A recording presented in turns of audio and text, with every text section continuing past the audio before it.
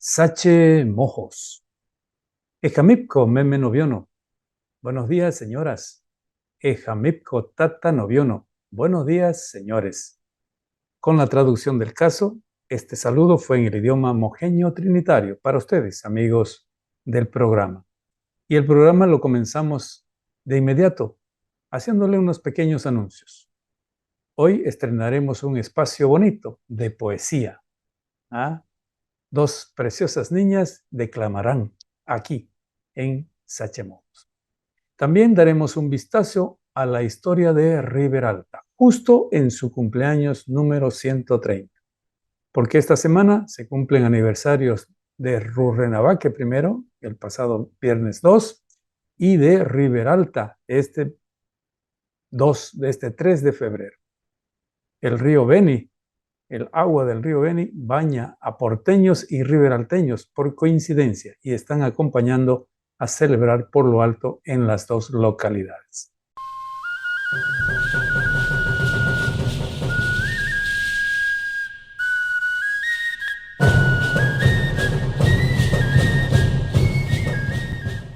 Rincón poético. En nuestra cultura hay un apego especial a la poesía. Tenemos buenos poetas, buenas poetisas, también buenas declamadoras y declamadores. Por el programa, por el espacio de Sache Mojos han pasado varios ya, ustedes los conocen. En Sache Mojos también hacemos esto porque tenemos también ese apego a la poesía. Y en este espacio tratamos de compartir poemas. Hoy trataremos de dar un paso adelante. Ya ustedes me escuchan, me han escuchado. No soy precisamente un declamador. Me gusta la poesía, al menos escucharla. Bueno, hemos conocido unas dos niñas que gustan del arte de la declamación. Son las hermanas Baitiare y Micaela Escalante y Abeta. Son nietas de Rosario Villarroel Santa Cruz. Ya les digo todo con eso. Hay sangre por esa inclinación. Tienen 13 años, cursan el segundo de secundario y nos han sorprendido muy gratamente porque recitan. Vamos a escuchar a dos voces el poema Niña Mojeña, letra de Rosario Villarroel. Niña Mojeña, de Rosario Villarroel Santa Cruz. Niña Mojeña, tus cimbas tan negras, ¿de dónde tomaron su oscura belleza? O tal vez la noche negra y sin estrella trenzó el terciopelo de tus bellas trenzas. No, señor, no es eso. Esta cabellera ha sido trenzada por mi más remota y lejana estirpe. Su negrura es pura y está perfumada de aceite mezclado de aromo y silleye. Y tus ojos negros de limpia mirada ¿fueron encendidos por algún lucero? ¿O tal vez la noche clara y constelada le dio el toque mágico de luz embrujada? No, señor, no es eso. Mis ojos son negros cual la noche oscura, porque ellos encierran la esencia más pura de mi raza indígena que oculta la historia de todo este pueblo de rica cultura. Tu pequeña boca de gesto gracioso fue delineada por algún artista que marcó en sus rasgos el tinte orgulloso y la línea altiva de una diosa egipcia. No, señor, no es eso. Esta estirpe mía no está entremezclada con ninguna otra presencia extranjera. La gracia que lleva mi boca pequeña es gracia nacida de sangre mojeña. Y para tus manos suaves y delicadas, las flores te dieron su piel perfumada. ¿O fue el sol del oriente con su luz dorada que le dio ese embrujo a tu piel tostada? No, señor, no es eso. Mis ojos, mis manos, mi color, mi esencia son el arquetipo de una raza inmensa que sigue luchando con todo coraje por mantener puro su noble linaje. Gracias. Niña Mojeña es parte de un poemario que pronto saldrá a la luz. Creación de Charito Villarroel. Les prometemos además nuevas recitaciones en los próximos programas. Seguimos en Sachemojos.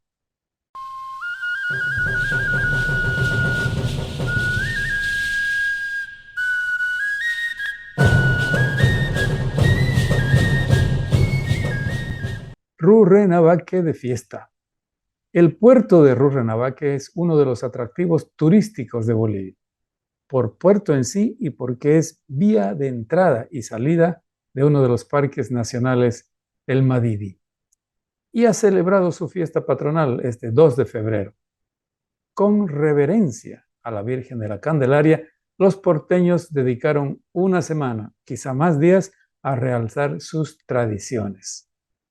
Realizaron la habitual novena, eligieron a su reina, hicieron deporte, tuvieron riña de gallos, hubieron juegos populares como carrera de caballos, de motos, carrera de mototaxi también hubo, y competencia de traslado de agua en tinaja, sí, tal como escuchan, carrera de traslado de agua en tinaja, ahí las ven a las señoras con la tinaja en la cabeza.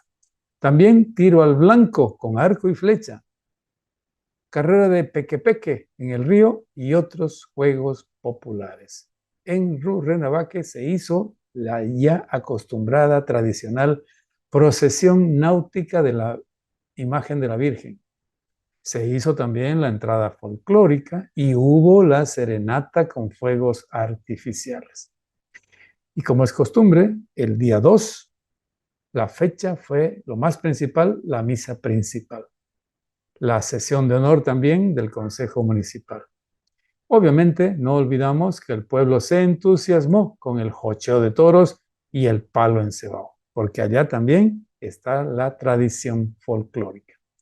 Y en el fin de semana todavía hay más actividades de la fiesta patronal de Rurrenabaque. Felicidades a los porteños.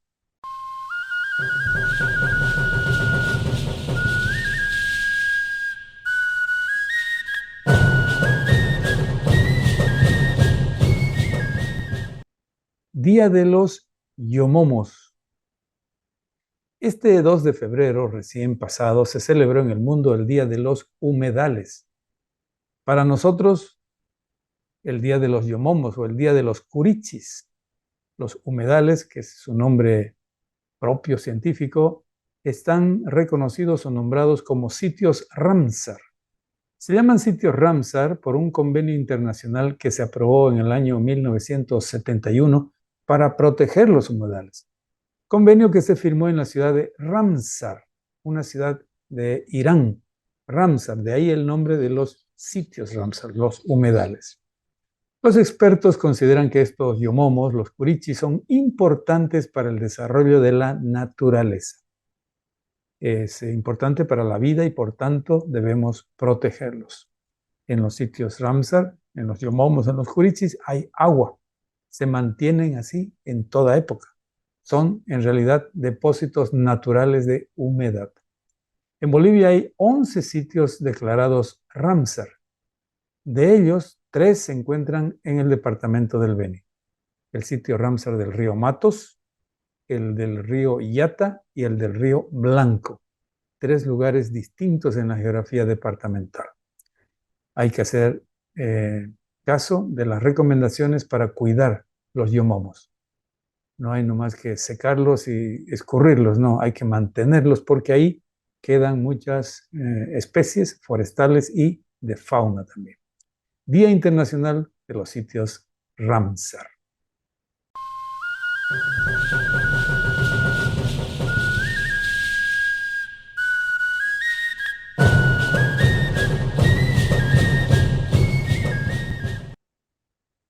Despedida a un compositor. Hace pocos días en Guayaramerín falleció el compositor porteño Lucio David Negrete Arce. David es autor del taquirari El Balsero, ese que hemos escuchado hace un poquito, canción símbolo, El Balsero, de Rurrenabaque. David murió días antes de la fiesta patronal de su pueblo. Tito Negrete fue reconocido por este tema, pero también compuso otras canciones, más de 50, 60 canciones, según nos dicen los que le conocieron, sus amigos. Las composiciones de David Negrete describen la imagen y las actividades típicas de la región, de la Pampa Mojeña. En los últimos meses, Tito Negrete sufrió una enfermedad que le postró largamente por mucho tiempo y falleció. Había llegado a Guayaramerín, donde murió en la década de los 70 y había nacido en Rurrenabaque en 1946. Él anticipó su deseo de dejar sus huesos donde nació, en Rurrenabaque, pero la vida le hizo cambiar los planes. Fue sepultado en Guayaramerín. Paz en la tumba de Tito Negrete.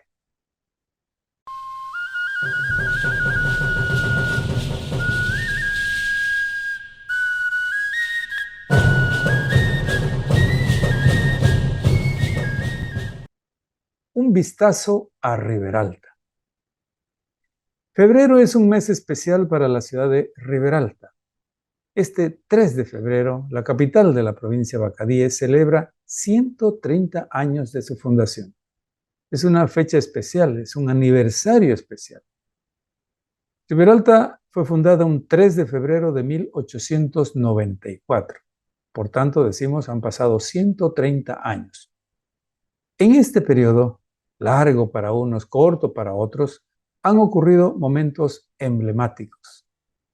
Para echar un vistazo a la historia de Riberalta, hemos invitado a alguien que conoce el tema, que conoce la historia de la ciudad.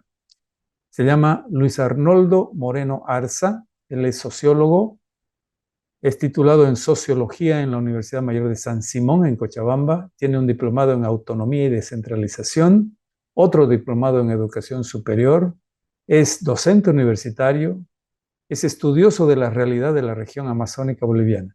Nació en Riberalta hace 34 años. Arnoldo, un gusto que estés aquí en Sache Mojos con nosotros. De inmediato vamos a nuestro asunto. Estamos hablando de Riberalta, ya en estas horas está en plena celebración por el 130 aniversario de la fundación de Riberalta. 130 años significa que Riberalta se fundó en 1894. Eran, según los datos de historia, 250 pobladores aproximadamente los que estaban en ese momento. ¿Cómo sucedió ese momento de la fundación de Riberalta? ¿Quiénes eran los primeros habitantes de esa ciudad? Sí, Riberalta se funda en 1894, pero es bueno precisar que lo que ocurre ese año en realidad es que llega el acta de fundación desde la ciudad de La Paz. Ya Riberalta tenía una vida de 14 años, una vida, vamos a decirlo así, básicamente basado en lo que es la colonización privada en un inicio, a través de casas comerciales privadas, inicialmente con la casa de Antenor Vázquez, que es el primero que se incursiona en esta parte de Riberalta, exactamente donde nace Riberalta, que es el distrito 1, donde ahorita se encuentra la lancha Tahuamanu. Exactamente ese es el primer lugar donde hay un pawichi, una maloca que le dicen los chacos. Pero también muy cerca de Riberalta, valga decir, cuando ya crece se denota que termina siendo lo mismo, aunque en ese momento era algo cercano, también ya estaba Antonio Bacadíes por este lado.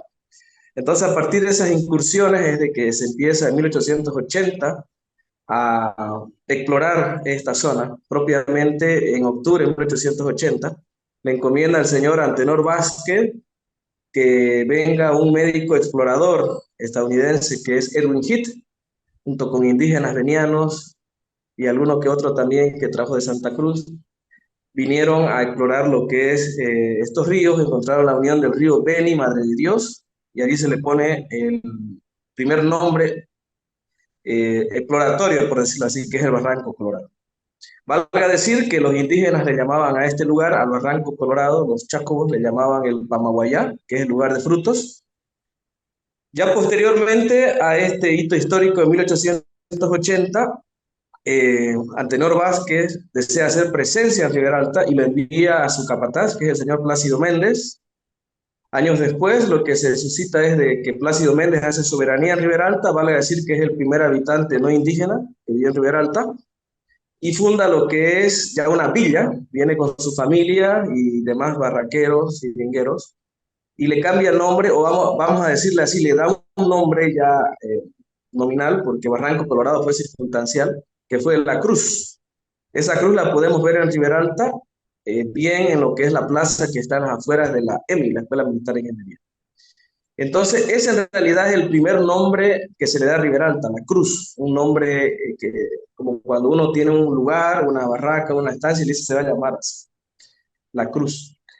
Posteriormente a ello, al crecer Ribera Alta, más o menos por 1888, el señor Plácido Méndez empieza a hacer empresas, decisiones comerciales, con un empresario suizo que se llama Bodo Clausen, quien seguramente aprendiendo bien el castellano, quizás por su sugerencia en ese momento, le indica, mire, un suizo es el que sugiere que más bien en lugar de la cruz se ponga Ribera-Alta, que se cambie de la cruz a ese. Hasta ahí llega la historia en realidad de Ribera Alta como prácticamente una iniciativa de capital privado. Sí, hay una circunstancia de que no se puede negar, el Estado permite que venga el capital privado acá porque había una desesperación por buscar salidas al mar. Habíamos perdido el mar un año antes de que se hagan las exploraciones acá, en 1879. Entonces eso dio motivo a que haya una soltura por parte del Estado a que vengan exploradores, capital privado. Pero esa situación nunca dejó de marcar la diferencia, ya que al llegar primero el capital privado, antes que el Estado, ya marcó una diferencia de que el Estado tenía una forma de comprender tardía de Ribera Alta. El Estado llega a Ribera Alta en 1894, un 3 de febrero, evidentemente, nos trae el acta de fundación y valga la aclaración que tiene un sentido muy económico también por parte del Estado.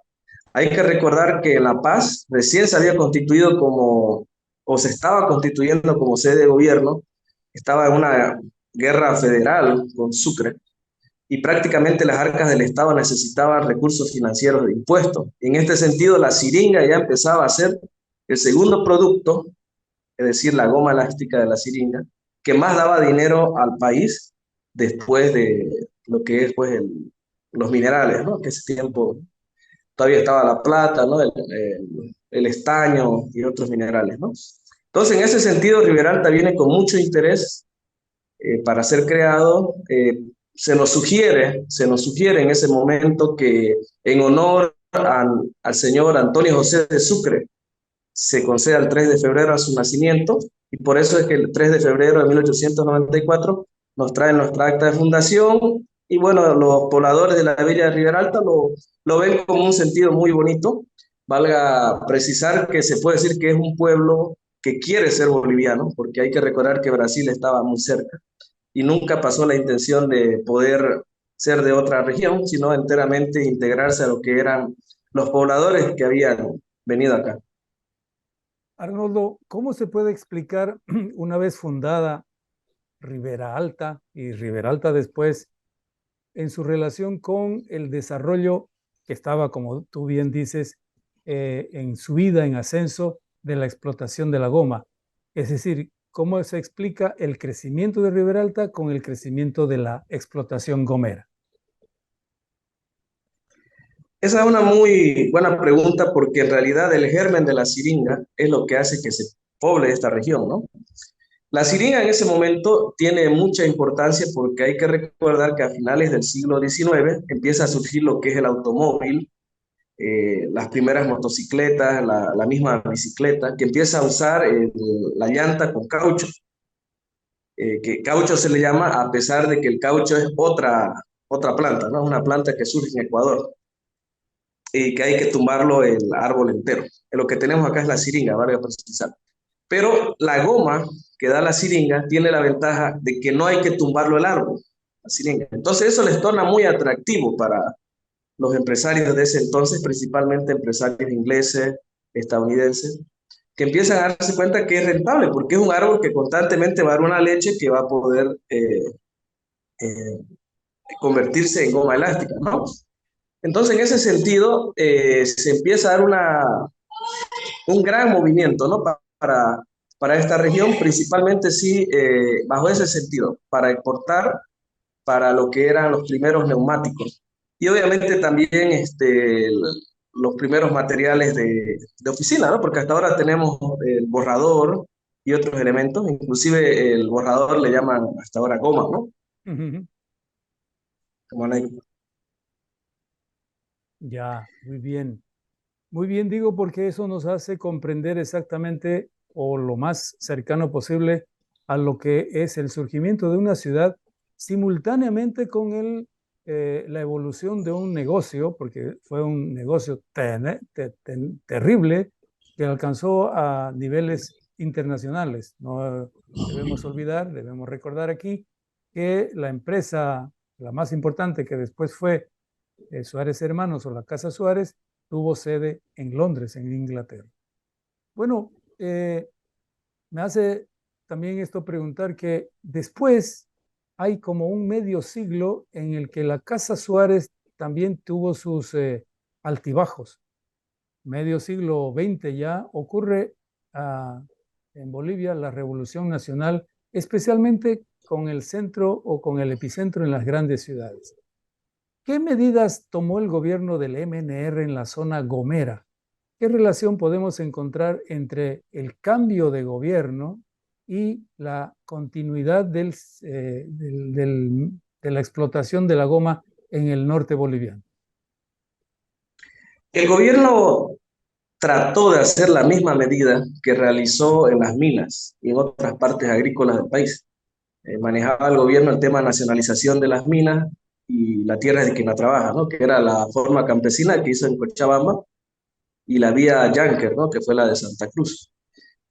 ¿Qué óptica dijo el gobierno? En Ribera Alta hay los varones de la siringa, de la goma, que eran Antenor Vázquez, que fue el primero que llega, Nicanor Gonzalo Salvatierra, Antonio Bacadíes y Nicolás Suárez, que era el que tenía más dinero, vamos a decirlo así, como el Simón Patiño acá de la región. Entonces, ¿qué es lo que hay que hacer? Procurar, en base a la economía que ellos tienen, a las casas comerciales que ellos tienen, procurar nacionalizarlas, por decirlo así, o sus viviendas, sus propiedades, y en base a ello generar un progreso. ¿Qué ocurre sí, con el tema agrícola? Vale la aclaración. Aquí salió mal eso porque la siringa no la siembra el ser humano, es un producto natural. Entonces era algo que no era comestible. Entonces no se podía dar al campesino las estradas gomeras, se le llama en este caso la forma que se maneja en las hectáreas, ¿no? Entonces ahí no se le podía dar al campesino y se empieza a recurrir a ver cómo estaban las casas comerciales. Y evidentemente ya todas casi estaban en declive. Pasa un fenómeno que se da principalmente en la Primera Guerra Mundial. Los ingleses mandan un espía a esta región, un antropólogo, que hace lo que se llama bioespionaje. Y se lleva semillas de siringa a Malasia, que en ese momento era colonia de Gran Bretaña, y empiezan a lograr algo que nunca hasta la actualidad hemos podido en la región, que es sembrar siringas de manera agrícola, es decir, con dominio agrícola humano. Eso trae un declive muy fuerte a la región y empiezan desde 1930 prácticamente a decaer las casas comerciales. Cae primero la casa de Bacadíes, de Antenor Vázquez, Nicanor Gonzalo Salvatierra, y quizás queda la casa de los Suárez porque era la casa más fuerte. La Segunda Guerra Mundial da el último respiro de ganancias porque evidentemente se necesitaban neumáticos por todos lados. Y siempre la mejor siringa fue la de nosotros. Eso, por ejemplo, por dar una situación de que sigue siendo útil, la mayoría de los preservativos siguen utilizando siringa de acá, que es la mejor del mundo hasta la actualidad. Pero lo que se necesita siempre es cantidad. En la industria se necesita cantidad. Y el hecho que en Malasia ya producían cantidad genera un declive. Entonces ya para 1952 la Casa Suárez estaba prácticamente en quiebra. Entonces no podía el gobierno asumir, nacionalizar todos los lugares de la Casa Suárez porque estaban, como le digo, en un déficit fiscal muy alto.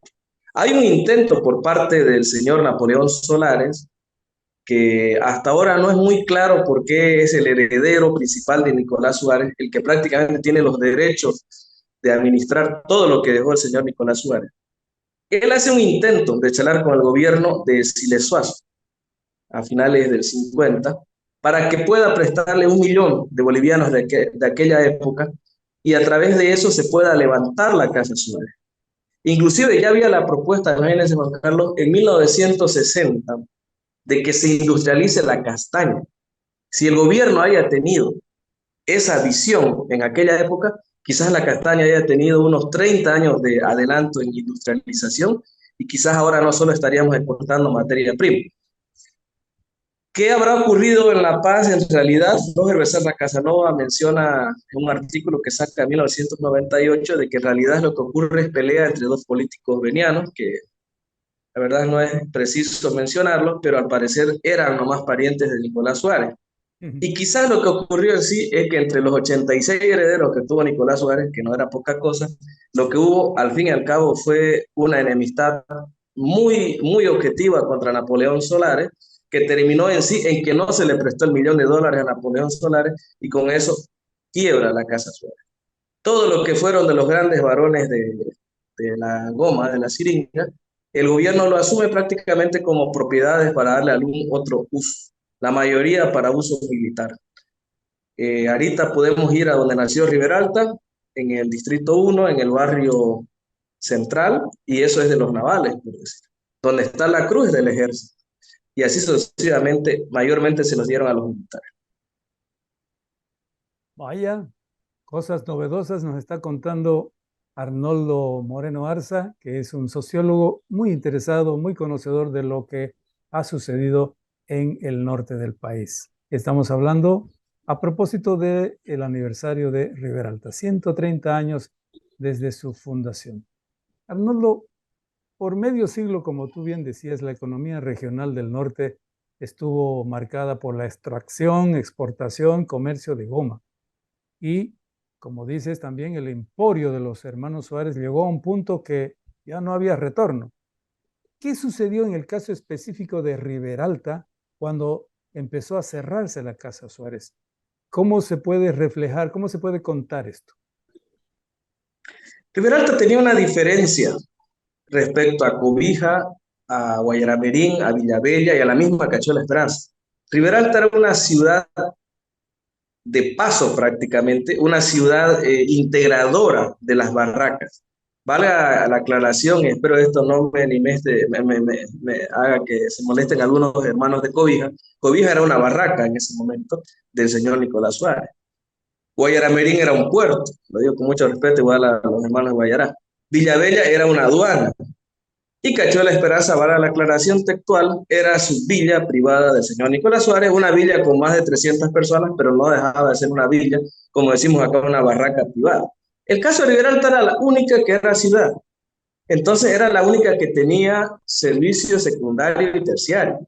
Y eso es lo que siempre salva a cualquier ciudad, tenía comercio. Y al fin y al cabo lo que se ha demostrado desde aquella época hasta ahora, que hay muchos modos operandi todavía del tiempo de la siringa, es que lo que más daba dinero más que la siringa era el enganche y el habilito, es decir, los préstamos que hacían los empresarios. Había mucha gente que se había enriquecido a través de los préstamos que se le hacían a los siringueros, a los barraqueros y a los mismos empresarios. Habían empresarios que estaban endeudados con estas personas. Muchos de ellos eran extranjeros, claro que sí. Aparecen algunos suizos por ahí que habían hecho dinero porque varios de los contadores de Nicolás Suárez eran extranjeros. Entonces esa gente empieza a hacer dinero a través de esta plusvalía, por decirlo así, que generó el habilito. El habilito que no es otra cosa que por decirle un, un traje costaba 50 bolivianos de esa época, pero se lo daban a 70 bolivianos en varias cuotas. Y esa ganancia pues hacía de que varias casas comerciales pequeñas, chicas de préstamos que daban cosas para vivir, ya sea primarias como para comer o para vestirse, crezcan. Y eso estaban en Riberalta básicamente. Entonces Riberalta subsiste a pesar de que cae la siringa. Y empieza a surgir a ser la ciudad donde toda la gente de las barracas se viene. Riberalta se empieza a poblar. Imagínense, hay un momento en que Villavella logra tener casi la población de Riberalta. Villavella se vacía, totalmente queda vacía. Y si viene esa gente a Riberalta a buscar otras alternativas. Y también les daban préstamos en forma de habilito, que es el término, para herramientas de trabajo, ¿no? Por supuesto, todavía se podía exportar la siringa. La siringa nunca dejó de estar en la selva, por supuesto, ¿no? Seguían comprando los brasileros, había todavía pequeñas compras. Lo que habían caído eran las casas grandes. Entonces, había una forma todavía de ir a las barracas. Y por supuesto, no dejaba de ser un producto atractivo también para pequeñas empresas que había en ese tiempo en Bolivia, en Santa Cruz y Cochabamba. Todavía nosotros no importábamos lo que eran las llantas del extranjero. Entonces todavía había un pequeño circuito que ciertas personas no aprovecharon. Y paralelo a ello ya empieza a surgir la necesidad de buscar alternativas y ahí es lo que surge la explotación del oro, lo que es principalmente a inicios de los 60. Permíteme, ahí te voy a cortar primero para hacer recuerdo a los que nos siguen. Estamos conversando con Luis Arnoldo Moreno Arza, él es sociólogo, es titulado en Sociología en la Universidad Mayor de San Simón, tiene diplomados en Autonomía y Descentralización, en Educación Superior, es docente universitario, es un estudioso de la realidad de la región amazónica boliviana. Es un joven profesional, nació hace 34 años en Riberalta. Arnoldo, a propósito del tema de la evolución económica de Riberalta, yo tengo anotaciones y también siguiendo tu conversación que la segunda mitad del siglo XX, los ríos del norte fueron el centro de actividad minera. Sobrevino lo que se llama el auge del oro aluvial. Las Claro barcazas que sí. aparecieron, se multiplicaron, Río Beni, Río Madre de Dios, incluso el río Mamoré. ¿Cómo se produjo este fenómeno del auge del oro? Empieza a surgir una gran conexión principalmente con los brasileros. Los brasileros siempre tuvieron mucha experiencia con lo que es el oro, a pesar de que ellos ya no le llega a sus ríos el oro aluvional. Los que más reciben el oro aluvional en primera dimensión son los peruanos y nosotros, ya que nos llega desde lo que son las montañas que tenemos, ¿no? Donde nace el río Beni y el río Madre de Dios, que nace del Perú, pero el caso del río Beni pues nace en las montañas de La Paz. Eso se dan cuenta muchos brasileros y empresarios de acá, y bajo esa relación comercial que hay muy fuerte con los brasileros, inclusive hay un apodo que surge a esa inicial época de la explotación del oro, que es la fofoca. La fofoca que está en portugués, ¿no? Que es la explotación del oro. ¿Qué quiere decir fofoca? Era otra forma hacia la que está ahora, mucho más peligrosa, buceaban, se tenían que meter las personas, ahí era muy, muy útil el veniano, que es muy buen nadador, pero evidentemente eso cobró muchas vidas, porque como le digo, no había la tecnología de ahora, que aunque es muy nociva, como el mercurio, no es hacer una inyección al agua que evita que el humano zambulla tanto, ¿no? Era mucho más peligroso, pero igual de todas maneras fue un escape económico para la región en ese momento, lo que se llama el auge de la fofoca, al inicio de los 60 y prácticamente hasta los 80 todavía tiene una gran perdurabilidad económica. Antes un pedacito, ¿qué quiere decir fofoca exactamente? Fofoca para los brasileños es la explotación del oro, pero estimo, al estilo del portugués que tiene muchas veces como el inglés, debe ser una expresión de ellos. Ellos decían la fofoca cuando van a explotar el oro. Pero vuelvo a decir, parece ser que tiene un sentido mucho expresivo de parte de los brasileños. A veces nosotros en castellano no tenemos esto, ¿no? Nosotros somos la palabra castellana es explotación. En cambio, a veces los brasileños recurren a algo más de gesto para decir algo. Por ejemplo, ellos dicen, cuando estoy saudade, estoy como triste, dice, pero le dan otro sentido que quizás solo en portugués se lo daría y bajo esos preceptos a veces queda nomás en el idioma original. La remembranza. Bien, en consecuencia, hemos relatado lo que puede ser denominada la tercera etapa, la tercera época en la vida de Riberalta. Pero hay una cuarta que quizás viene también mezclada con el final de la goma y el comienzo del oro, que es la almendra. ¿Cómo se puede explicar en qué momento, cuáles fueron las condiciones que dieron lugar a que empiece a explotarse, a aprovecharse la almendra? Indudablemente lo que hace es la necesidad humana, como en todos lados, de buscar una alternativa de generación. Aquí se consolidó, si nos vamos comprendiendo, si vamos comprendiendo a la región, como dice la historiadora María Pilar Gamarra, un modo de producción extractivista, primario, pero exportador. Es decir, se extrae lo que nos da la naturaleza, es materia prima, pero da dinero, porque se exporta. Es un caso muy atípico en Bolivia, porque muchas veces la materia prima da dinero, pero poco, pero aquí daba dinero, un dinero que prácticamente se logra convertir en el tiempo de la siringa en el segundo producto nacional que más riqueza da.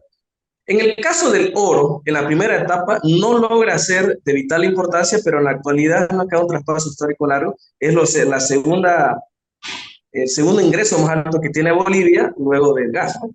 Entonces, ahí se va dando cuenta que es un modelo exitoso de exportación primaria. ¿Qué pasó con la castaña? Volviendo a la década del 80. Todavía las barracas que son los centros en la selva donde se iba a explotar la siringa, todavía tenían mucha vida. Había muchas poblaciones que ahorita ya son pueblos, han pasado a ser comunidades que tenían mucha vida, Fortaleza, el mismo Sena eran todavía barracas, pan. Mucho vínculo hay que aclarar para precisar a los teleoyentes de que Pando y el norte de La Paz también son parte de la Amazonía. Entonces, la Amazonía no tiene el circuito económico, la lógica que tienen los departamentos, traspasan, porque la economía no mira límites políticos, la economía simplemente se basa en donde esté el circuito económico. Y el circuito económico de la siringa siempre fue buena parte del Beni, prácticamente todo Bacadíes y lo que es Vallivian, parte de Yacuma, parte de Itenes, el norte de La Paz y la totalidad de Pando. Ese siempre fue el circuito de la siringa en los tiempos del auge de la goma. La castaña trae el mismo circuito. ¿Pero por qué? Ya la Casa Suárez, había dicho anteriormente, dio la alternativa de la castaña. Lo que faltaba es que haya un comprador. Es bueno recordar que ya en el 80, principalmente los europeos y los estadounidenses, tenían un estándar económico que permitió que empiecen a comprar productos, por decirlo así, exóticos. La castaña, no lo digo con una situación totalmente alegre, nunca logró ser un producto comestible para nuestros compradores. La castaña mayormente la empezaron a utilizar para cosméticos, vale decir, para cremas para el cabello, cremas para la piel o para postres, tortas, algún bocadito. Principalmente para eso la empezaron a comprar los europeos. Pero empezaron a comprar bastante, que es lo más llamativo. Alguna vez yo digo, esas cremas de castaña de Nivea que nos venden de Alemania, es muy probable que tengan nuestra castaña como base. Y eso se da en los 80. Es tanto lo que les gusta a los europeos principalmente, sobre todo a los alemanes que compran el 50% de la castaña, que de 2 a 3 empresas que habían de castaña, ahí estaba la empresa de los Menini, estaba la empresa de los Hecker, estaba otra empresa por ahí también en la misma línea, de 13 pasa a 25 empresas entre la década del 80 y los 90. Luego ya aparecen empresas que ahora son consolidadas como la empresa Los Vargas, la empresa Grupo Piña, Amazonas, etcétera, etcétera, que Green Forest, que es una empresa que viene de los hackers. Entonces, son empresas que se empiezan a consolidar. Pero como le digo, fue una situación de un crecimiento exponencial, de más o menos 3 a 25, que son las que ahorita operativamente hasta la actualidad están dando a la región el desarrollo a través de... Y que con el tiempo esto, digamos, cosmético nomás del comercio de la castaña se convirtió ya también en un insumo eh, eh, gastronómico, ya se lo demanda para consumo directo, ¿no? En una segunda etapa sí, porque se empieza a dar cuenta de que es un producto natural y que es muy sano, sobre todo en el tema digestivo. Aparte de ser nutritivo, la castaña tiene la vocación que es digestiva. No es como otros granos naturales que pues son difíciles de digerir, ¿no? La ventaja de la castaña, como digo, que es muy digerible y pues para muchas personas que quizás tienen un problema con la digestión es una maravilla, ¿no? Inclusive se recomienda, por dar un ejemplo anecdótico, que si uno tiene un tema estítico, por decirlo así, se come 3 castañas, pues y es mejor que un heno, ¿no? Aparte de lo nutritivo. Eso pues causa furor en Europa, pero como digo, el hecho de que no haya logrado estar, por decirle, como la quinoa o la soya en el plato de primera mano, nos genera ciertos problemas. Por dar un ejemplo, cuando surge la guerra a Ucrania, no es que los europeos no querían castaña, sino que ellos empiezan a bajar recursos por tema de que se le quita el suministro de gas y situaciones que trae la guerra con Rusia. Y normalmente, ¿qué es lo que uno hace cuando empieza a tener menos dinero? Como dice a Matías Sen, pues las necesidades relativas las empieza a mermar, pues, ¿no? Y deja solo las absolutas, que es comer, que es bañarse, lo primario, pues, ¿no? Y como digo, la castaña todavía no había llegado a ese punto.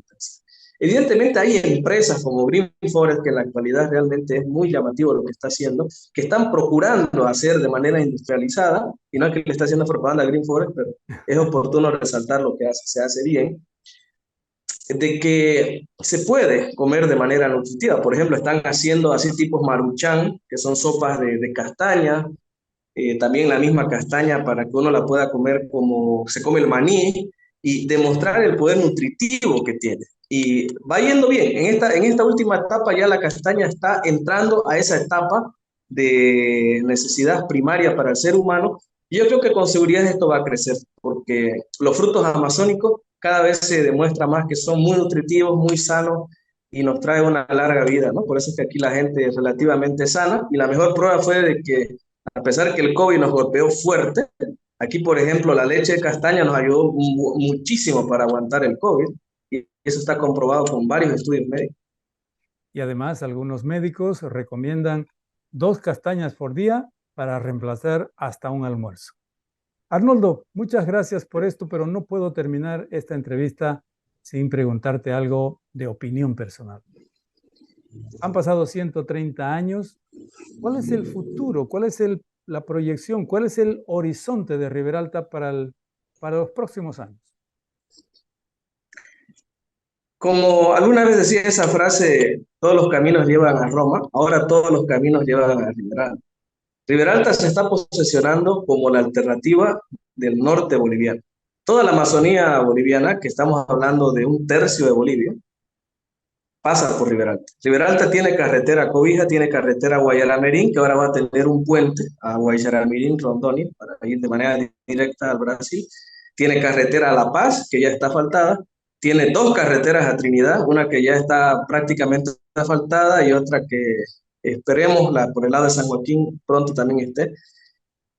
Tiene muchas vías de salida terrestre. Por otra parte, tiene 2 de los 3 ríos más importantes del Beni. Lo tiene al Beni, por el cual inclusive nos llamamos departamento del Beni, el río Beni, el río del viento en Tacana, y también lo tiene al río Madre de Dios, o río Manutata, como decían los indígenas, ¿no? Manutata es Madre de Dios en Tacana.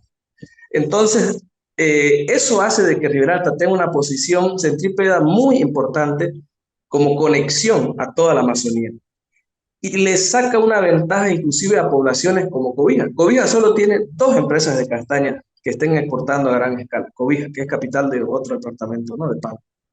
Riberalta tiene 25. Pero por otra parte también está encabezando lo que son las exportaciones de azaí, siempre encabezó las exportaciones de palmito, está encabezando lo que son las exportaciones de leche majo, de productos de la madera, siempre encabezó y está entrando al mercado del ganado.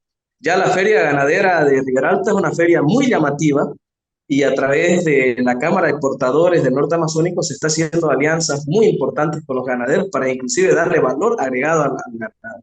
Entonces yo veo a Riberalta de manera personal como el punto de desarrollo de todo lo que es la Amazonía boliviana. Como decía el creador de la tesis amazónica, que es el ingeniero Hugo Leigh, Riberalta es la capital amazónica de Bolivia, pero para no entrar a detalle cuál es, porque hay una pelea histórica con Cobija, es la capital industrial amazónica de Bolivia. Entonces, bajo ese sentido, veo a Riberalta como una ciudad que va a aportar, como siempre lo ha hecho a Bolivia, como lo hizo desde su fundación en 1894, porque vuelvo a precisar, Riberalta se hizo boliviana porque quiso, es más, pidió a Bolivia que nos dé nuestro certificado de nacimiento, que es lo que nos dieron en 1894. Aceptamos inclusive darle el honor a nuestro mariscal Antonio José de Sucre, a pesar de que nuestros libertadores no vinieron por estos lados, pero ese bolivianismo que tenemos, que se vio reflejado en la guerra del Acre, en la guerra del Chaco, porque muchos riberalteños fueron a la guerra del Chaco también, al igual que muchos hermanos venían, ¿no? Demuestra de que nosotros con orgullo somos bolivianos, con orgullo somos venianos, somos amazónicos por supuesto también, pero a la vez hay una vocación de desarrollo. El riberalteño simplemente, como alguna vez dijo el ingeniero Leigue, lo que quiere es que nos den los instrumentos para trabajar. Una vez me recuerdo como anécdota final, viene un ingeniero de La Paz a hablar del puente, me empieza a preguntar 10.000 cosas. ¿Y qué van a hacer con el puente? Solamente usted hágalo el puente y nosotros vamos a saber como siempre qué hacer. Porque al fin y al cabo el Estado lo que vino acá siempre fue a sacarnos impuestos y nosotros prácticamente hasta las carreteras las hemos terminado haciendo. Así que en eso hay una autonomía de desarrollo muy, muy histórica, Riberalta. Y tenga la seguridad de que no solamente va a ser un aporte para la región, sino para el Beni, como siempre. Y hablando de aporte, Luis Arnoldo Moreno Arza es también integrante de actividad cultural. Él es socio del Círculo Cultural Siringa, es miembro del Movimiento Cultural Pueblo de Leyenda, que uno es de Siringa de Riberalta, el otro es de Trinidad, pero es presidente de la Fraternidad Cultural Los Tororois, así se llama, Tororois Amazónicos. Por favor, mándele saludos a su fraternidad. Claro que sí, estimado Juan Carlos, un saludo fraternal para todos mis fraternos tororois que me van a estar escuchando en este programa. Así que sepan de que estamos trabajando por nuestra cultura. Precisar un poquito el nombre. El tororoi, por si acaso, es un pajarito endémico de Riberalta. Solo existe acá. Los que vienen a Riberalta han podido precisar que el aeropuerto tiene un bajío inmenso en la parte de atrás. En ese bajío, solo en ese bajío existe el tororoi amazónico, ese pajarito, que dice tororoi, tororoi, tororoi, ese es su cántico y por eso se llama tororoi. Entonces, bajo ese precepto, con mis fraternos decimos dar un nombre de algo que solo exista en esta parte de la Amazonía Riberalta y esa es la razón de ser de nuestra fraternidad, que está compuesta por jóvenes gestores culturales que están trabajando de la mano con nuestros escritores, nuestros pintores. A través de los fraternos de la Fraternidad Tororois, saludamos a Riberalta en su 130 aniversario. Gracias a Arnoldo. Nosotros seguimos en Sache Mojos.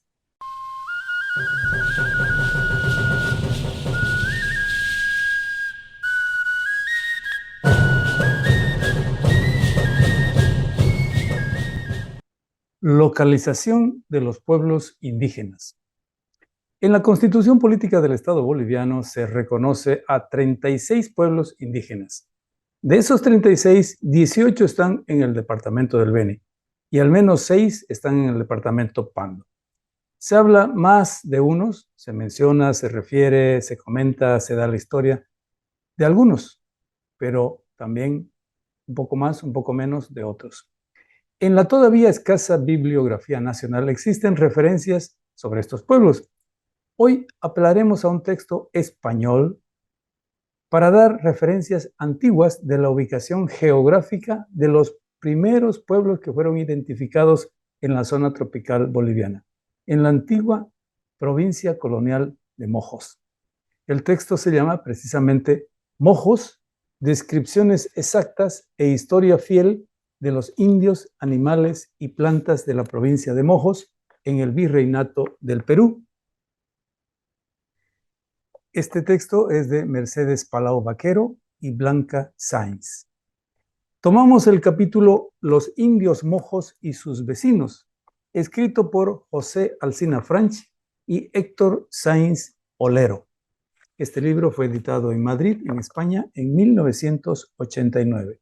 En la página 12 de este capítulo, las autoras señalan la localización de los grupos étnicos de la provincia Mojos. Dice: en la región a la que nos estamos refiriendo, se localizaban cerca de 40 grupos étnicos diferentes. Según Eguiluz, el autor, había 37 o 38 naciones de indios, de las que seguramente no pocas debían ser subtribus de los mojos de entonces. Diego Francisco Altamirano, en el año 1700, no contaba más que 16 grupos étnicos. mientras que el Instituto Lingüístico de Verano localizaba ya en el año 1967 hasta 28 tribus, pudiendo pensarse que en el siglo XVI su número podría haber llegado a duplicar esa cifra, es decir, más de 30. Todas esas tribus pertenecían a los grupos lingüísticos Pano, Tacana, Arawak, Macro-G y Tupí-Guaraní, según la clasificación de William Denevan. De las numerosas tribus a las que nos vamos a referir a continuación, dicen las autoras, las más importantes son solamente dos, los mojos y los baures. Numerosas tribus, ya los agrupan, ¿no?, que pertenecen al grupo lingüístico Arawak, y los Cayubaba, Itonama, Movima y Canichanas, cuyas lenguas se hallan sin clasificar, según un dato de Alcides Pareja de 1972. La diversidad de los grupos étnicos encontrados en los llanos de Mojos, como se llama ahora, no es solamente de carácter lingüístico, sino de nivel de desarrollo sociocultural. Según Denevan, esos grupos étnicos oscilaban culturalmente entre los sirionó, como simples cazadores y recolectores, hasta los cacicazgos más complejos de los mojos, de los baure y de los cayubaba. De las 6 tribus, más bien, sí, de esas 6 tribus de sabana claramente conocidas, solo los mojos y los baure eran probablemente las tribus más numerosas en el momento que llegaron los españoles. Fueron bien descritas en la documentación primitiva. Dice este documento español: durante la fundación de las misiones, a partir de 1680, en que se concentró a la población en pueblos, los cayubabas se llevaron principalmente a Exaltación. Los movimas se concentraron en Santa Ana, los canichanas en San Pedro, los mojos en Trinidad, San Javier y Loreto, los itonama en San Joaquín y los baure en Magdalena. El grado de mayor atomización nominal con relación a los indios lo hallamos en el documento Relación de los Padres de la Misión de los Infieles Mojos, escrito en 1679 por Pedro Marván, Cipriano Barace y Clemente Igarza. En ella se habla de superianos, guanapeanos, aracureonos, casaboyoconos, aperuconos y chamapuanos, y muchos otros que sin duda corresponden a nombres locales o subtribus. El grupo de los indios mojos, como ya hemos dicho, era el más importante y numeroso de todas las etnias de la región. Dominaban la sabana al este del río Mamoré, es decir, a lo que es ahora la provincia Cercado, Marván, Mamoré e Itenes, y al sur de Trinidad, y por el oeste se extendían hasta el actual San Ignacio. El grupo Baure o Maure, emparentado muy estrechamente con los mojos lingüística y culturalmente, ocupaban primitivamente las sabanas situadas entre los ríos Baure e Itonama, concentrándose especialmente en el curso bajo del río Blanco. Los Cayubaba vivían en las sabanas al oeste del Mamoré y al norte de Yacumo. Los indios Itonama, por su lado, vivían en la región situada entre el hogar de los Baure y los Canichanas, teniendo como población principal en la época colonial a Magdalena. Los Movimas se extendían por las sabanas situadas al oeste del río Mamoré, siendo su mayor concentración en el río Yacumo. Los Canichana, a su vez, vivían a lo largo del río Mamoré y en los alrededores de la cabecera del río Machupo. Para William Denevan, las tribus marginales son todas aquellas que se situaban en las regiones boscosas, entre los grupos anteriores o en las zonas marginales de la región de los 6 grupos que se ha mencionado. Los sirionó, lo apuntan por separado, eran recolectores y cazadores con algo de agricultura, que vivían entre los ríos Itonama, San Miguel y San Martín, y al este de Trinidad los Moré, o que se llamaban también Itenes. Vivían en los ríos Itonama, San Miguel y San Martín, y al este de Trinidad. Los Moré o Itenes, pertenecientes a la familia lingüística Chapacura, se extendían por los bosques próximos a la confluencia de los ríos Itenes y Mamoré. Los indios Chacobo se hallaban al norte del lago Rogaguado. Los Maropa, de habla tacana, se situaban al oeste de los Cayubaba y Movimas. Y finalmente los Guarayos se habían concentrado entre los cursos altos de los ríos San Miguel y Blanco. Este es el documento que dice el capítulo Localización de los grupos étnicos de la provincia Mojos, en que se encontraron cuando llegaron los primeros colonizadores españoles a América.